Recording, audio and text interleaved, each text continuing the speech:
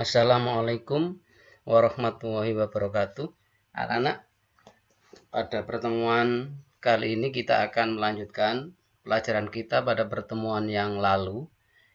Kemarin pada pertemuan yang lalu telah kita bicarakan mengenai pengertian serta ciri daripada isi cerita inspirasi. Baik, bagaimana kabar kalian semuanya? Pak Anwar berharap kalian semuanya berada dalam keadaan sehat walafiat. Anak-anak, pada pertemuan kali ini kita akan membicarakan struktur kebahasaan dan isi cerita inspirasi. Apa struktur itu? Struktur adalah urutan atau susunan. Di pelajaran yang lalu telah kalian bicarakan tentang cerpen. Cerpen itu juga mempunyai struktur, mempunyai urutan, ya. Nah, tidak berbeda dengan cerpen, cerita inspirasi sama dengan cerpen.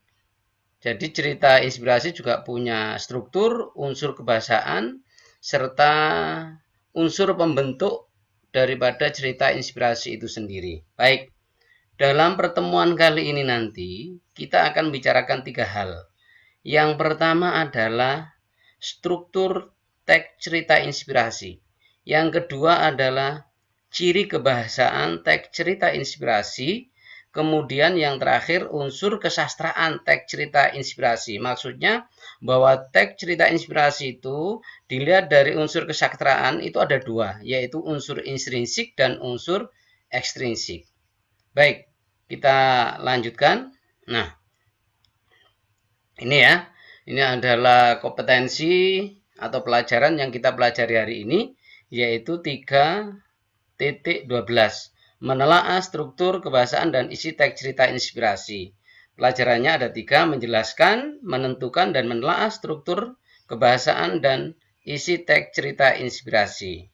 Oke, ini target yang harus kita capai dalam pembelajaran kali ini.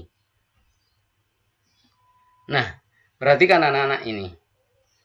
Ini adalah contoh dari cerita inspirasi. Kalau anak-anak masih ingat dengan cerpen atau kalau di kelas 7 dulu ada cerita fantasi, ada fabel.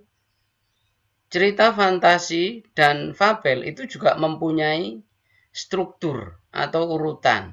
Nah, cerita inspirasi pun juga demikian. Coba perhatikan ini. Nah, ini ya. Jadi yang pertama itu ada yang disebut dengan orientasi. Yang kedua, perumitan peristiwa. Kemudian yang ketiga adalah komplikasi.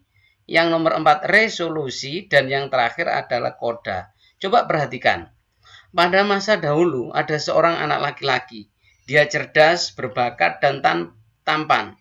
Sayangnya dia sangat egoistis dan mudah marah. Tidak ada yang mau menjadi temannya. Sering dia marah-marah dan mengumbar kata-kata yang menyakitkan kepada orang-orang di sekitarnya. Bagian ini itu disebut dengan orientasi. Mengapa disebut orientasi? Karena bagian atau paragraf ini itu hanya sekedar mengenalkan kepada kita sebagai pendengar atau membaca akan apa? Akan tokoh yang ada dalam cerita tersebut, kemudian latarnya. Itu saja. Bagian seperti itu disebut dengan orientasi. Berikutnya adalah perumitan masalah. Nanti tokoh dalam cerita itu akan mengalami sebuah persoalan. Persoalan akan muncul yang dihadapi. Makanya disebut dengan konflik. Ada konflik dalam cerita itu. Dilanjutkan dengan komplikasi. Apa itu? Artinya peristiwa yang tadi mulai muncul dalam perumitan itu makin meruncing. Jadi kalau kita mendengar atau mendengarkan sebuah cerita, melihat sebuah cerita, kemudian kita terbawa sebagai penonton, berarti cerita itu berada pada tahap atau urutan komplikasi. Kalau sudah komplikasi itu bisa diselesaikan, jalan keluarnya mulai ditemukan, maka disebut dengan resolusi dan akhirnya penutup atau disebut dengan koda. Apa cirinya koda? Ada hikmah, ada pelajaran yang bisa kita ambil dari cerita tersebut. Nah, ini secara garis besar, orientasi itu pengantar cerita. hanya mengenalkan saja. Perumitan peristiwa, kisah tokoh dan peristiwa menuju puncak cerita, konflik, klimak, komplikasi, puncak cerita. Jadi kalau seperti ini seperti jalan cerita ini, alurnya ini. Nah, inilah yang disebut dengan komplikasi, di ujung, di puncak. Kemudian persoalan mulai bisa diselesaikan, itu namanya resolusi, penyelesaian, dan akhirnya ditutup dengan koda. Atau seperti ini sama saja, ya. Bahannya seperti ini, orientasi, komplikasi, resolusi, koda. Apa bedanya dengan di sini? Dengan yang ini. Nah, kalau di sini itu tidak ada perumitan. Jadi yang boleh ini, atau yang kalau di kitab kalian yang ini. Jadi ada ini, perumitan. Jadi ya, tapi sebetulnya sama saja. Orientasi, komplikasi, resolusi, dan koda. Jadi kalau kalian nanti memilih yang ini urutan yang betul. Oke ya. Kemudian ciri kebahasaannya, menggunakan diksi pilihan kata, makna denotasi, konotasi, sinonim, antonim, jenis kalimatnya bisa tanya, perintah, berita, konjungsi atau kata sambung yang sering muncul dalam cerita inspirasi itu bisa koordinatif, korelatif, subordinatif antar kalimat. Selanjutnya, unsur yang membangun atau yang membentuk cerita inspirasi itu ada dua. Unsur intrinsik, yaitu unsur yang bangun dari dalam. Apa saja itu Pak Anwar? Tema, amanat, alur, penokohan, sudut pandang, latar. Nanti akan kita bicarakan satu persatu. Apa tema, amanat, alur, sampai dengan latar itu. Latar ada berapa? Ada 3 ya, seperti di kelas 7 dulu. Ada latar tempat, latar waktu, dan latar suasana. Unsur ekstrinsik, kondisi sosial. Setiap cerita itu pasti dikaitkan dengan kondisi sosial. Cerita yang ada di Jawa Timur akan berbeda dengan cerita yang ada di Sulawesi. Beda pula dengan cerita yang akan ada di Betawi atau Jakarta. Mengapa?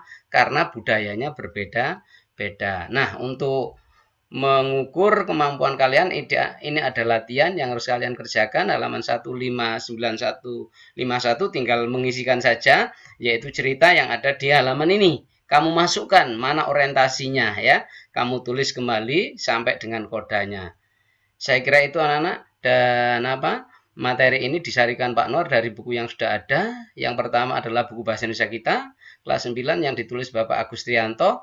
Kemudian yang kedua adalah buku Bahasa Indonesia dalam bentuk PowerPoint yang ditulis oleh Ibu Gastianingsih. Yang terakhir adalah modul Bahasa Indonesia kelas 9 program PKP berkaitan dengan teks cerita inspirasi yang ditulis oleh Bapak Soleh Ibrahim. Anak-anak, demikian. Terima kasih atas perhatian kalian. Jangan lupa tugas latihannya dikerjakan sebisa mungkin. Demikian, kurang lebihnya mohon maaf. Saya akhiri. Assalamualaikum warahmatullahi wabarakatuh.